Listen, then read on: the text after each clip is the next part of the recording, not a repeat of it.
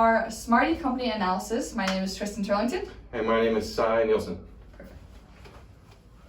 So, Smarty Streets was the original name, and it was launched in 2011, and it was founded by a man named Jonathan Oliver. And what the company does is it provides like a real-time, very specific coordinate for maps, different companies like FedEx, UPS, things like that. For example, if you put your address in Apple Maps, it might take you to the general area, but what these people do, or what this company does, is they take the exact coordinates and input it from there. Mm-hmm. And a little bit about why we chose Smarty. I kind of took the lead on this one because about 2 years ago, I met Jonathan Oliver at a networking event because through student athletics and stuff, we just have networking opportunities. So I got to meet him at a dinner and we talked a little bit about his company.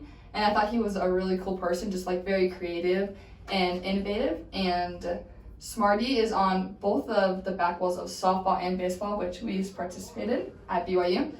And there's also an interesting type of advertising, an upside down Smarty in the IPF, which is our indoor practice facility. So it just got me thinking, like, why would they do that? So I think it's a really interesting tactic. Current operations. So I didn't really know what Smarty was at first, just besides like their advertising. And it's just basically a company that helps businesses leverage address data for all types of industries like software, healthcare, administration, real estate, a bunch of big things. Some of their popular services are address verification, like I was talking about, and international address autocomplete things, and just things that we use that we don't really know we use, like such as on Amazon, like it'll finish our address for us. So things like that.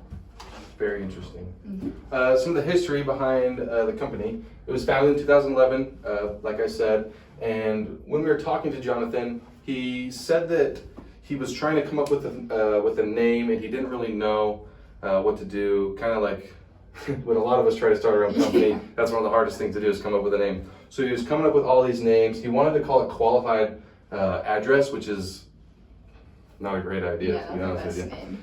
But one of the other things is he started by telling his mom and his grandmother, I believe. Mm-hmm. He was like telling them all these names, and I believe he told them the name Smarty, and then just kind of left it at that, didn't really talk to him. And then he said that about a month later, the name couldn't leave his mind, and so he asked his mom and grandmother, "What was that name I told you?" And they both said, without a hesitation, Smarty. So he knew that name would stick, and so then he called it Smarty Streets.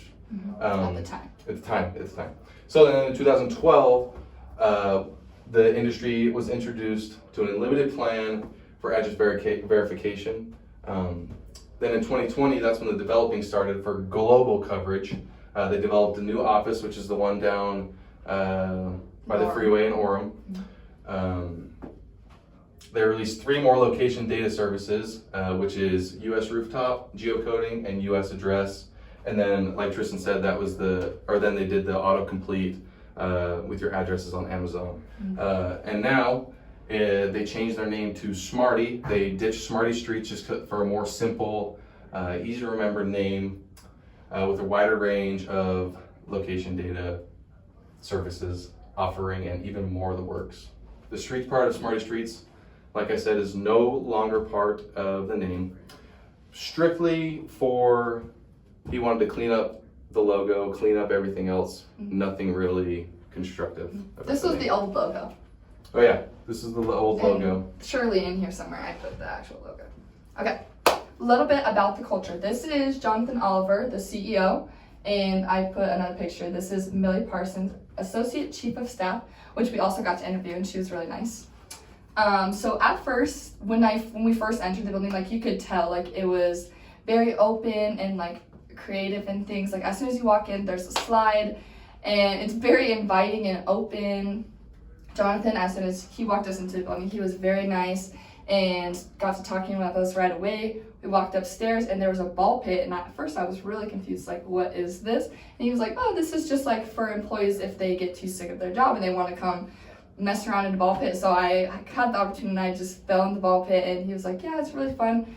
We had, he told me a story how he had an interview in the ball pit, just like just for the heck of it. It was really cool, and I was like, oh yeah, this is definitely different from like an average company. And it still looked like a place of business, like there were still multiple offices and it was more like open, but you could also tell like there was an element of like fun in there. Like people were open and there was desks and people could talk and there was writings on the walls, on the glass walls.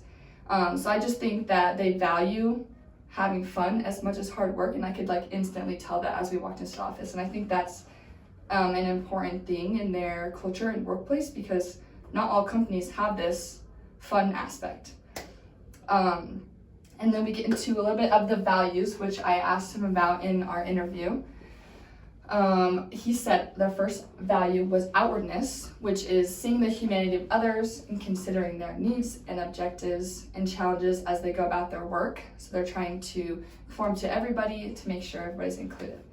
Secondly, their second core value was wizardry, which is actively and constantly developing their skills to welcome uncomfortable work to master themselves and their craft. So they're always learning and improving to help others. And I think that's important because there's like a link to self-disruption, which we also did in the course before. So really interesting. Their third core value was fun. So they didn't take themselves too seriously, as you can tell with the ball pit, but they still produced a strong work value. I think Jonathan was a really good example of a good leader, and he takes care of his people. And as we saw, like his office, it wasn't really like a strict office like for a CEO type. Like there was couches and people like responded to him so well, as it's like they've been working with him constantly, so you can tell that's a good like work environment. And I could tell that it was a good place for success. Here's a little picture of part of the open offices. So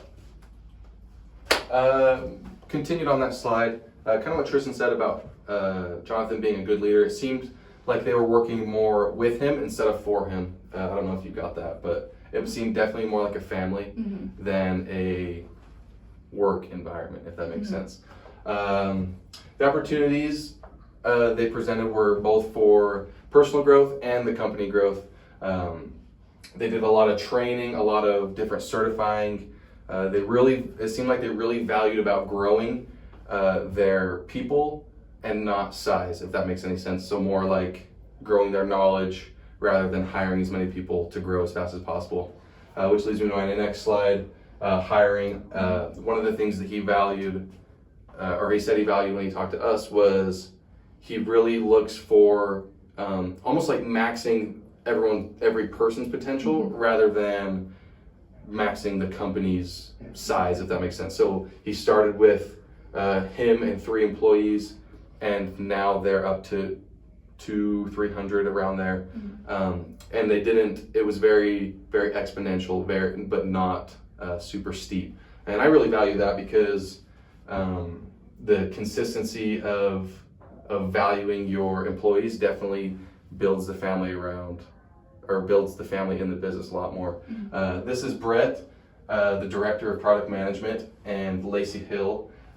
We talked to both of these employees as well. Brett was working there for, 15 years, I think? Yeah, something like that. Yeah, and he said that he loved it, wouldn't change anything.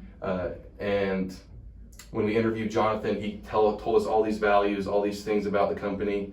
And at first I kind of thought it was a front, like maybe he was just putting on a show for us, trying to make us tell us what we wanted to hear. But as soon as we had these 2 people come in, they told us exactly what he said, word for word, like all the values, all of the things that he was saying, they were backing up. And I actually went to high school with Lacey, and I texted her afterward, and I was like, is this actually what it's like here? Like, is it actually fun, or were you just telling me because you were sitting next to your boss? And she's like, no, I genuinely do like working here. It's a great environment. Everything's awesome. So I thought that was really cool that she wasn't lying because she was sitting by her boss. Another thing we asked about was diversity and inclusion. He said that there's a lot of diversity in the intelligent factor, and they make sure all employees understand what they're doing. That it's not very much confusion. Everything's very transparent. If they have any questions, they can go to him and ask.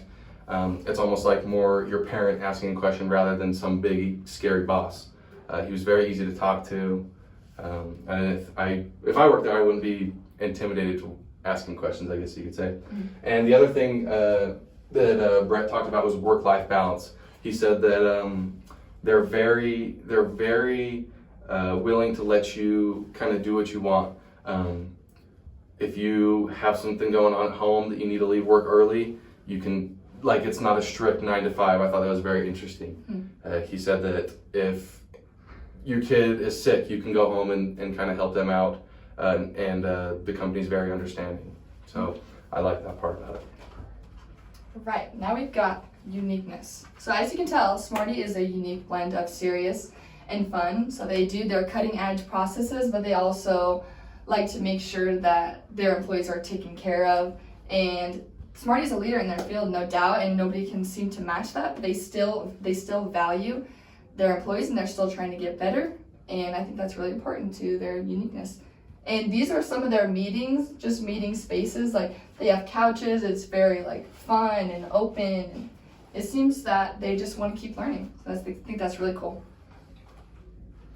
Yeah, and successfulness. Like Tristan said, they're leading in the accuracy. They always have the best cutting edge technology. They're very taking care of their customers as well as their employees. If you can see in the back of this picture, one of the most impressive things I thought was they had a huge kitchen with almost everything you can imagine. It literally looked like something you'd see in a movie. And they were saying that they have someone go and restock it like 3 times a week. So you can tell that they obviously take care of the people that work there. Off topic, but also they have a great global reach, and they definitely focus on the stability of the company, trying not to go too high or low. Yeah. Alrighty, some improvements. There wasn't much that we could think of, but here are some that we think could relate in the future. So tech companies, I think, sometimes have like expectations for like newly graduated students to be like already on the level of like being experienced and really ready to go straight into their job. And I think that's kind of challenging for like new graduates. So I think maybe creating a program that provides like an understanding of what these people will be doing in their company and like an analytical, just making sure they're up to their analytical skills in the company would be like helpful for people that are trying to get this job. Secondly, build global presence. So we know they operate in other countries, but I don't know if they have a presence in other countries yet. So maybe in the future, if they're trying to be like a bigger company, they could just like expand into other countries. And then lastly, community engagement. So we know about Smarty just because we're part of athletics, but I think that Orem and Provo don't really know about Smarty unless, because it's so just behind the scenes, unless they're like advertised somewhere. And I feel like if they reach out, maybe more people would use it and be like a supporter of it. Yeah. And finally, closing. They're a top tier company in what they do. When we went there, we were welcomed with open arms. It seemed like they were very willing to talk to us. All the workers seemed very focused, but not like they were, in a prison, like they were in trouble to work. And my understanding from an office with cubicles and things like that, it was far from that. Like I think of places like, I don't even, like on things on movies, where you're just super locked in. But it didn't seem like that. The company seemed very good for their values and their culture, and just a well-rounded company in my opinion. Yeah.